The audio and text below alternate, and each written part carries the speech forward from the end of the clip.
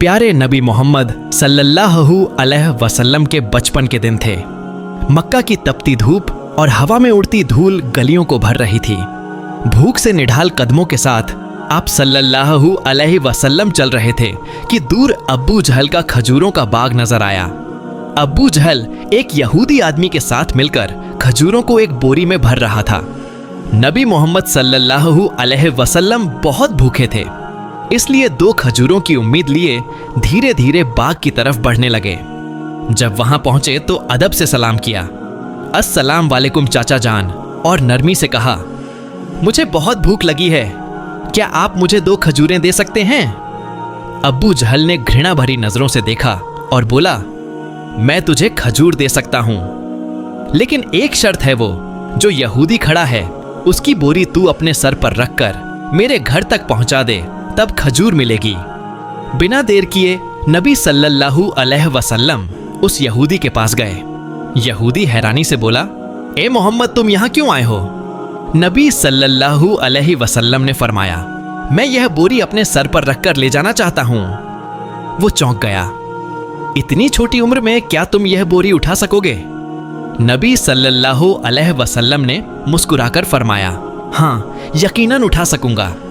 फिर धूल से सने बदन और थके हुए जिस्म के साथ बोरी सर पर रखी और चल पड़े। छोटे छोटे कदम, थका हुआ जिस्म, मगर चेहरे पर एक अजीब रूहानी सुकून था। अब्बू जहल और वह यहूदी शख्स पीछे पीछे चल रहे थे।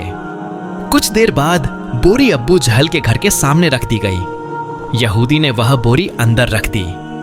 नबी सल्लल्लाहु अलैहि वसल्लम ने फरमाया, चाचा जान, अब मुझे खजूर दीजिए। अब्बू जहल ने एक खजूर आप सल्लल्लाहु अलैहि वसल्लम को दे दी। फिर आपने नरमी से फरमाया, क्या आप एक और खजूर नहीं देंगे? यह मासूम सी गुजारिश अब्बू जहल के अंदर की आग को जैसे और भड़का गई। गुस्से में भरकर उसने एक जोरदार थप्पड़ नबी सल्लल्लाहु अलैहि वसल्लम के चेहरे पर मार दिया और उसी लम्हे जैसे सूरज डूब गया हो, आसमान फट पड़ा हो, हवा थम गई हो और पहाड़ भी रो पड़े हो। एक मासूम बच्चे पर ऐसा जुल्म अब्बू जहल हंसते हुए अपने घर चला गया। मगर तभी खजूर की बोरी खोली गई और चौंकाने वाला मंजर सामने आया। सारी खजूरें छोटे छोटे पत्थरों में बदल चुकी थीं। यह देखकर वो यहूदी स्तब्ध रह गया। आंखें फैल गईं, जबान खामोश हो गई। वो भागा भागा अपने सरदार को यह खबर देने चला गया। उधर अब्बू जहल घर से बाहर आया और ताना देते हुए बोला, ए मोहम्मद, तू तो बहुत बड़ा जादूगर निकला, तूने मेरी खजूरों पर जादू कर दिया। नबी सल्लल्लाहु अलैहि वसल्लम ने सर झुकाकर बहुत नरमी से कहा, चाचा जान, मुझे तो कुछ मालूम नहीं। यह सुनते ही अब्बू जहल ने एक और थप्पड़ मारा। उसकी आवाज जैसे आसमान को चीर गई। सब कुछ थम गया और उस मासूम की आंखों से एक आंसू लुढ़क गया। मगर देखिए, क्या शफकत थी, क्या रहमत थी। नबी सल्लल्लाहु अलैहि वसल्लम ने सिर्फ इतना कहा, चाचा, आपके हाथ को चोट तो नहीं लगी? सुभान अल्लाह, क्या किरदार, क्या इंसानियत। खुद थप्पड़ खाया मगर फिक्र उस इंसान की जिसने मारा। फिर नबी सल्लल्लाहु अलैहि वसल्लम यह सारी जिल्लत, तकलीफ और भूख लेकर घर वापस नहीं गए, बल्कि चुपचाप पहाड़ के किनारे जाकर खड़े हो गए। दरख्त और पहाड़ जैसे पुकार उठे, अफसोस, जिसे ना पैदा किया जाता तो यह जमीन, यह आसमान कुछ भी ना होते। वो अजीम नबी आज भूखे नजरअंदाज किए जा रहे हैं, लेकिन फिर भी अब्बू जहल जैसे संगदिल के दिल में ना रहम आया, न आंखों में पछतावे का एक कतरा। उधर वो यहूदी शख्स अपने सरदार के पास दौड़ता हुआ जा पहुंचा। आज मैंने एक ऐसा वाकया देखा है जो तसव्वुर से भी परे है। वो यहूदी अपने सरदार से कह रहा था, अब्दुल्लाह के बेटे मोहम्मद सल्लल्लाहु अलैहि वसल्लम में कोई ऐसी ताकत है कि बस एक तमाचा लगने पर सारी खजूरें पत्थर बन गईं। आप ही बताइए, क्या यह जादू हो सकता है या फिर कोई इलाही ताकत है? यह सुनकर सरदार थोड़ी देर खामोश रहा, फिर गंभीर आवाज में बोला, हमने भी सुना है कि हमारी आसमानी किताब में मोहम्मद का जिक्र है कि वही आखिरी और सबसे अजीम नबी होंगे। मगर क्या वाकई यही मोहम्मद है? यह जानना जरूरी है। हमें अपने मजहबी पेशवा से रुजू करना होगा। अगर यह बात सच निकली तो हम उसे जिंदा नहीं छोड़ेंगे, बल्कि उसे इस दुनिया से ही खत्म कर देंगे। तुम लोग जाओ और यह खबर हमारे पेशवा तक पहुंचाओ। यह सुनकर वो यहूदी शख्स फिर से अब्बू झल के घर की तरफ रवाना हो गया। जाते जाते जब वह खजूर के बाग के पास पहुंचा तो उसकी आंखें हैरानी से फैल गईं। पूरे बाग में खजूर नहीं थी, हर दरख्त पर सिर्फ पत्थर। यह कैसे हो गया? वो एक पल भी वहां ना रुका और तेजी से अब्बू झल के घर की ओर दौड़ पड़ा। घर पहुंचते ही उसने कहा, भाई, आपके बाग की सारी खजूरें पत्थर बन चुकी हैं। अगर अब इसे ना संभाला गया तो बहुत बड़ा नुकसान हो जाएगा।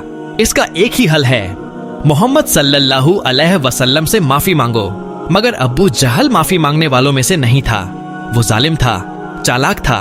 उसने नरमी से कहा, ठीक है, चलो मोहम्मद के घर चलकर देखते हैं। फिर वह नबी मोहम्मद सल्लल्लाहु अलैहि वसल्लम के घर की तरफ चल पड़ा। उस वक्त नबी अपने चाचा अब्बू तालिब के साथ रहते थे। जब अब्बू जहल घर पहुंचा तो अब्बू तालिब अकेले थे। अब्बू जहल ने आवाज लगाई, ए अब्बू तालिब, कहां है तुम्हारा भतीजा मोहम्मद? वो बहुत बड़ा जादूगर है, उसने मेरी सारी खजूरें पत्थर बना दी हैं। फिर तंज में बोला, कहीं किसी पहाड़ के किनारे किसी शेर या रीछ ने उसे खा तो नहीं लिया? यह सुनकर चाचा अब्बू तालिब बेचैन हो उठे। उन्होंने एक पल की भी देर ना की और नबी की तलाश में निकल पड़े। उधर नबी मोहम्मद सल्लल्लाहु अलैहि वसल्लम एक पहाड़ के किनारे बैठे रो रहे थे।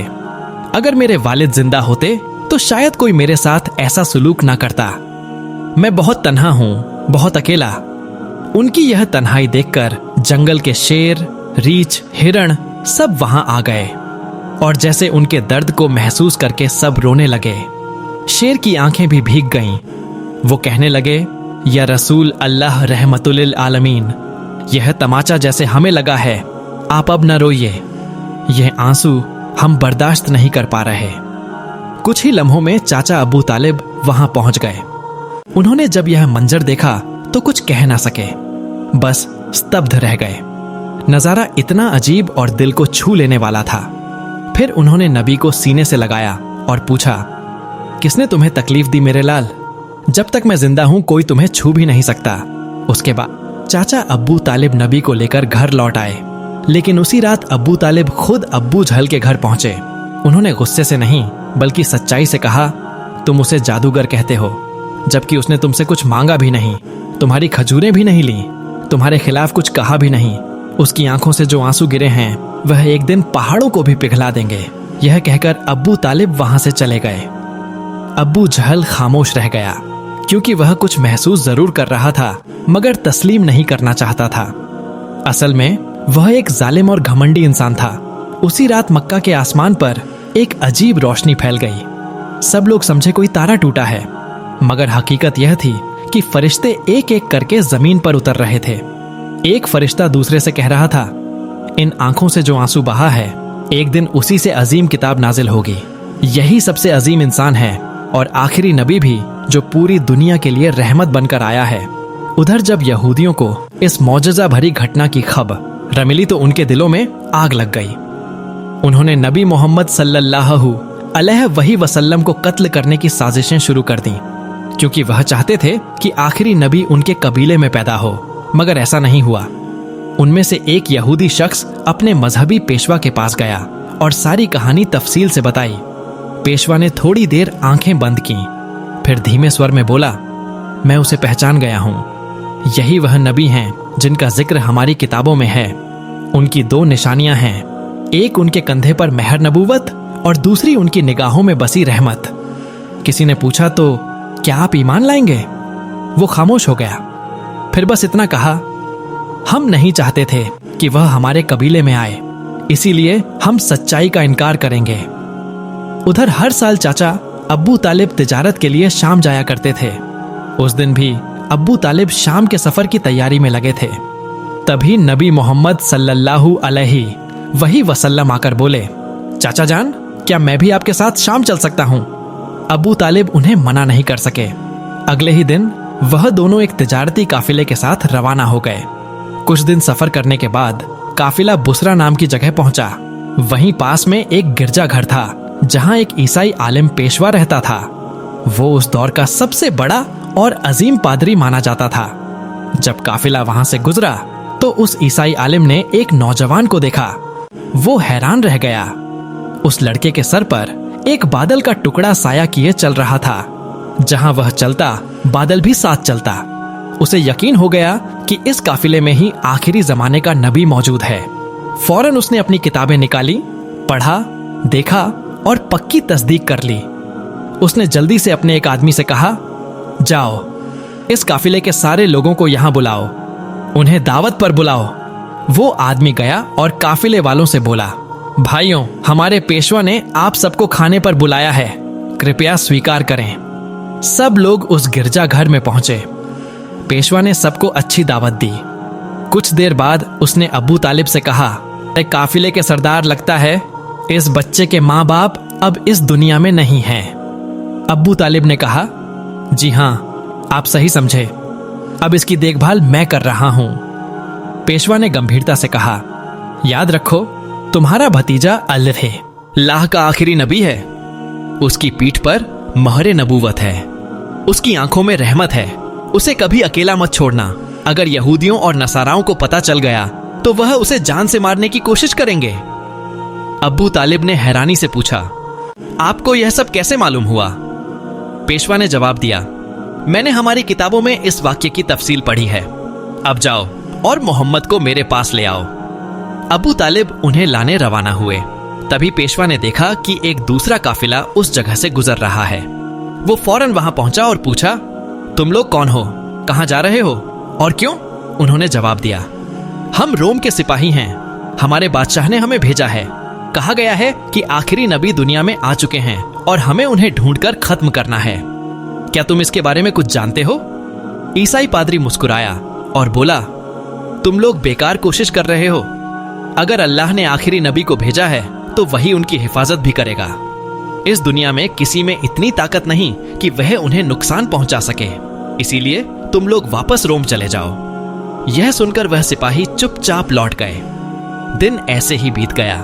रात को ईसाई पादरी ने अब्बू तालिब को गिरजाघर बुलाया और कहा, ए काफिले के सरदार, देखा मेरी बात सच निकली ना? यहूद और नसारा आखिरी नबी के पक्के दुश्मन हैं। अगर वह किसी तरह उन्हें मिल जाए तो यकीनन जान से मारने की कोशिश करेंगे। इसलिए मेरी मानो अपने भतीजे को लेकर विदेश मत जाओ, वापस लौट चलो। अगले दिन अब्बू तालिब ने सफर छोड़ने का फैसला कर लिया और काफिला वतन की ओर लौट पड़ा। कुछ दूर ही गए थे कि अगले दिन रास्ते में उन्हें एक घोड़ा नजर आया, लेकिन वहां कोई इंसान नहीं था। रुक कर देखा तो एक आदमी मरणासन्न पड़ा था। असल में वह एक यहूदी था, कभी नबी को मारने आया था, लेकिन आज वही नबी अपने हाथों से उसे पानी पिलाकर उसकी जान बचा रहे थे। फिर उसे साथ लेकर काफिला आगे बढ़ा। चलते चलते वह एक समुंदर के किनारे पहुंचे जहां मछुआरों की एक बस्ती थी। काफिला वहीं आराम के लिए रुका, मगर वह मछुआरे बुत परस्त थे और गहरे अंधविश्वास में डूबे हुए थे। अब्बू तालिब वहां पहुंचे जहां कुछ लोग मूर्तियों के सामने झुके हुए थे। उन्होंने एक से पूछा, भाई तुम लोग इस तरह मूर्तियों की पूजा क्यों कर रहे हो? उसने जवाब दिया, कई पे सीने ने है। दिन से हमारे जाल में मछलियां नहीं आ रही, इसलिए समुंदर के देवता को खुश करने के लिए हम यह पूजा कर रहे हैं। उधर नबी करीम ने देखा कि एक बड़ी मूर्ति के पास एक औरत और उसका बच्चा जंजीरों से बंधे हुए हैं। उन्हें कुर्बानी के लिए बांधा गया था। मछुआरों का मानना था कि ऐसा करने से देवता खुश होगा और मछलियां वापस आ जाएंगी। तब नबी करीम धीरे से वहां पहुंचे और माँ बेटे को उन जंजीरों से आजाद कर दिया। उसी पल एक मछुआरा आया और घबराकर बोला, जिन्हें का कुर्बानी देने के लिए बांधा था, उन्हें कोई बच्चा आजाद कर गया है। यह सुनकर सब लोग गुस्से में नबी को पकड़ने दौड़े। अब्बू तालिब उन्हें रोकने के लिए आगे बढ़े। तभी सबकी आंखों ने एक अजीब नजारा देखा। वह बड़ी मूर्ति फीमेरी अपने आप गिरकर टूट गई। समुंदर में जोरदार लहरें उठने लगीं और उनके साथ मछलियों की भरमार ऊपर आ गई। मछुआरे जाल डाल डालकर मछलियां पकड़ने लगे और खुशी से झूम उठे। यह सब देखकर अब्बू तालिब दंग रह गए। असल में नबी करीम उस वक्त समुंदर किनारे खड़े होकर अपने रब से दुआ कर रहे थे और उसी दुआ की बरकत से अल्लाह ताला ने समुंदर को मछलियों से भर दिया।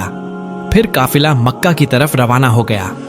मक्का पहुंचने के बाद नबी करीम अपने चाचा अब्बू तालिब की बकरियां चराया करते थे। एक दिन बकरियां चराकर लौटते वक्त नबी करीम ने देखा एक जगह गुलामों और लौंडियों की मंडी लगी है। मर्दों को गर्म लोहे से जलाया जा रहा था और औरतों को ऊंचे दामों पर बेचा जा रहा था। यह मंजर देखकर नबी का दिल कांप उठा, आंखें भर आईं। उधर उनके एक चाचा अब्बू लहब गुलामों की खरीद फरोख्त करते थे।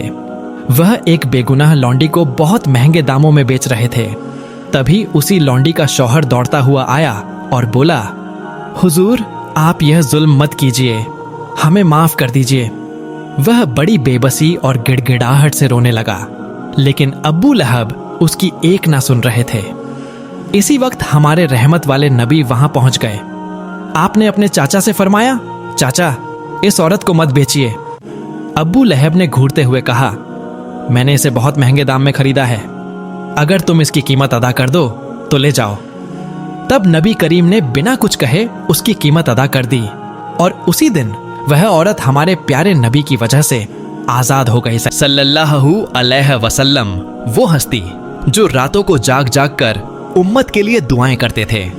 वो हस्ती जो भूखे रहते मगर दूसरों को खिला देते। वो हस्ती जो पत्थरों से जख्मी हुई मगर बद्दुआ ना दी। वो हस्ती जिसने अपनी जान, अपना आराम, अपना सुकून कुर्बान कर दिया सिर्फ इसलिए कि हम ईमान वाले बन जाए। लेकिन हम आज जरा अपना हाल देखें कि क्या हमने अपने नबी मोहम्मद सल्लल्लाहु अलैहि वसल्लम का हक अदा किया? क्या हमने उनकी सुन्नत को अपनी जिंदगी में अपनाया या हमने दुनिया की मोहब्बत में उनके अहकाम भुला दिए? प्यारे दोस्तों, आज वादा करो कि हम अपने नबी मोहम्मद सल्लल्लाहु अलैहि वसल्लम की इज्जत करेंगे, उनके दीन को मजबूती से पकड़ेंगे और अपनी जिंदगी में हर मुमकिन कोशिश करेंगे कि उनकी तालीमात पर अमल करें और इस वीडियो को दूसरे लोगों तक जरूर शेयर करें ताकि वह भी हमारे प्यारे नबी मोहम्मद सल्लल्लाहु अलैहि वसल्लम की कुरानियों को जान सकें। प्यारे दोस्तों, अगर आपको मेरी वीडियो पसंद आई हो तो मेरी वीडियो को लाइक करें और मेरे आवाज ए हाजरा चैनल को सब्सक्राइब करें। मिलते हैं अगली वीडियो में।